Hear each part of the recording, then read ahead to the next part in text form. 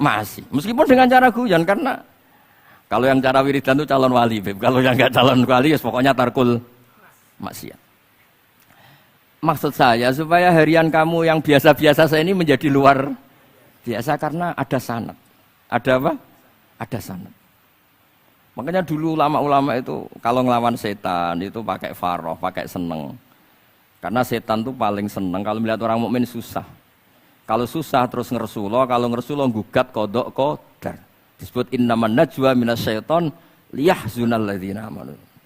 Jadi setan itu targetnya supaya orang mukmin itu resah. Kalau resah gugat. Pertama gugat orang tua. Ngapain sih jadi anaknya orang miskin? Jadi susah kita kan.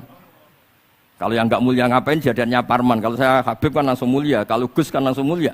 Gugat orang tua. Gugat sana, gugat sini. Tapi kalau kamu sudah seneng, wajah pesek, welek, keriting, sawan nang era karuan. Kan nak menggugat siapa-siapa? Ya sudah, yang kebaik kul bi fadlillah bi rahmati fa bidzalika falyafrahu. Jadi saya ingin semua itu senang bi fadlillah bi rahmati, yang rileks, yang saya ini kalau nuruti capek-capek. Tadi malam saya di Mbah Mutamakin, tadi pagi hormat Sunan Kudus. Tadi naik pesawat datang mandi langsung hormat. Kalau itu dihitung capek, capek. Tapi kalau dihitung senang ketemu Habib Jintan, ketemu jenengan. Kesempatan seperti ini enggak gampang. Ya sudah selesai. Makanya ini latihan ya, latihan terus. Saya ulang lagi apa? Latihan terus supaya Islam itu ada di semua sisi hidup kita.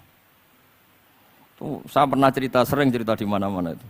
Ada wali itu istrinya cerewetnya bukan main. Wah itu semua muridnya sudah tak biayai kamu cerai, nanti tak ganti istri yang lebih baik lebih. Enggak mau nyerah alasannya apa? Ini wanita bahaya sekali. Kalau sampai dinikah orang lain, kasihan orang lain dapat musibahnya. Biar saya aja yang ngalami, kata wali itu. Jadi dia ada ingin, makanya ada juga kiai di santri buling di rumah teh. Santri ini nak pindah pondok, ngerusak pondok uang, mendingan pondok kuai. Jadi dia handle. Terus sekarang apa? Dia handle daripada ngerusak pondok orang lain, mendingan pondok saya saja. Jadi cerita-cerita seperti ini harus kita kaji, supaya semuanya itu pakai sanad ilmu. Sama lihat di kitab Ihya itu, ada bab-bab di Ajaibul Qalb. Apa di bab apa? Ajaibul. Di situ kayak apa Imam Ghazali memerankan orang-orang pilihan Allah yang menjadi gampang melihat keseharian. Misalnya gini, misalnya Islam zaman akhir kan katanya tantangannya banyak. Coba kalau baca ayat wa ya'ballahu illa ayyutimma nurah wallahu mutimmu nurih. Agama ini milik Allah, diurus oleh Allah Ta'ala. Islam ke Indonesia itu enggak ditunggoni Nabi. Nabi sudah intaqala ila rafiqil a'la. Kadang di kampung-kampung di Islam nomodin. Ya jalan karena ini agama Allah. Kita ditinggal-tinggal orang yang lebih baik ketimbang kita. Islam kita tunggui. Ya jalan, memang ini agama Allah yang ngurus Allah. Kamu tidak usah khawatir. Jadi senang kita bukan karena dablek, karena yakin jaminan Allah Subhanahu wa taala. Jangan sampai kamu itu senang karena dablek, karena arogan, jangan. Karena bidomanillah, yakin bidomanillah wa bi kafalatillah. Seperti senangnya Sayyid Abdul Muttalib. Ketika Ka'bah mau dirubuhkan Abraha, ada penyerangan Abraha. Ini yang Mbah Mun sering cerita ini. Wah itu semuanya kalah. Terus takut, man Sayyidu Hadhil Wadi. Siapa tuan di sini? Abdul Muttalib.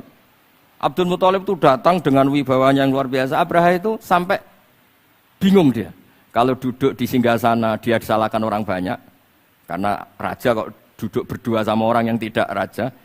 Kalau Abdul Muttalib di bawah, dia enggak punya nyali karena ada haibahnya Sayyid Abdul Muttalib. Oh, oleh takdim luar biasa.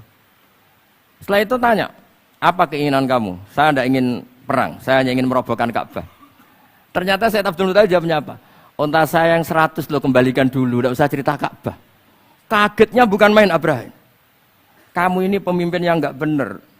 Ka'bah itu dinu kawadinu abaik, itu kan agama kamu. Mau saya robohkan kamu malah bicara unta. Ini kamu itu pemimpin model apa? Jadi saya nyesal hormat kamu. Ternyata kamu mental kamu hanya mikir apa? Unta. Tapi jamnya Abdul Muttalib itu unik. Inna lihadal bait rabban hamaluk. Unta itu milik saya, kembalikan dulu. Kalau Ka'bah itu milik Allah, nanti diurus yang punya. jadi di balik seenaknya itu ada tauhid yang luar biasa. Makanya saya termasuk kiai yang enggak susah kalau mau mati. Kalau mau mati, mati aja. Saya tidak mikir kalau setelah saya ini agama gimana ya, agak gimana mana agamanya Allah Ta'ala. Jadi dibalik Ya secara lahir kan seenaknya. Ternyata innal hadal bait rabbana hamahu. Kabeh itu ada yang punya, nanti biar diurus yang punya. Nah maksud saya kalau jenengan ini kan insya Allah ndablek semua, kawin ya nggak mikir istri saya nanti makan apa, ya kan? Masa depan kamu ya tidak dipikirkan, warisan nggak punya apa-apa, nggak punya ya sudahlah. Bukan karena ndablek, karena tawak. Ya itu saja pokoknya saya ingin ngomong, pokoknya perilaku Anda keseharian itu jadi energi taat, ya perilaku keseharian Anda ini jadi energi apa? Itu saja. Barokahnya kamu ngaji napa sanad. Itu dulu ada ulama miskin sekali. Itu tiap pagi datang ke gunung paling tinggi, terus dia duduk itu agak-agak angkuh itu.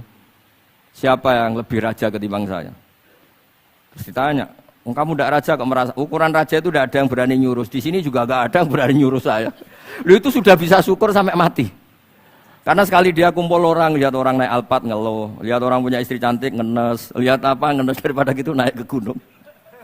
Siapa yang bisa menandingi keladatan saya dalam hidup ini? Ana ma'allah wabillah ngomel-ngomel sendiri. Tapi itu cara dia syukur. Cara dia apa? Syukur. Dan akhirnya betul dia punya sanad. Mangkana aminan fi sirbih mu'afan fi jasadi intahu kuntu yaumi faka'anna ma khizat lahu dunya bihadzafiriya. Ya sebentar orang itu sehat, ya aminan fi sirbi mu'afan fi jasadi intahu kuntu yaumi faka'anna ma khizat lahu dunya bihadzafiriya. Jadi ini madhab saya karena saya diundang di sini pasti Habib Jiddan juga ingin khas saya. Jadi kalau saya pura-pura tawadhu, pura-pura baik kan kaget. Kenapa Gus Bak sekarang jadi baik kan nanti?